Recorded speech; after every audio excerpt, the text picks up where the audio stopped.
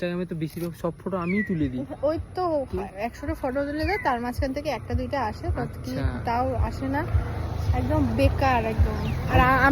আর আমি তুলে দিলাম। আর একটা সত্যি কথা, যে ভূমি এত বাজে ফটোগ্রাফার, যেটা মানার মতো না। ইনস্টাগ্রামে যতগুলো ফটো আছে না, আর বেশিরভাগই আমারই তোলা। অবশ্য ডিলিট করে দিয়েছে ফটোগুলো, এটা হচ্ছে ব্যাপার।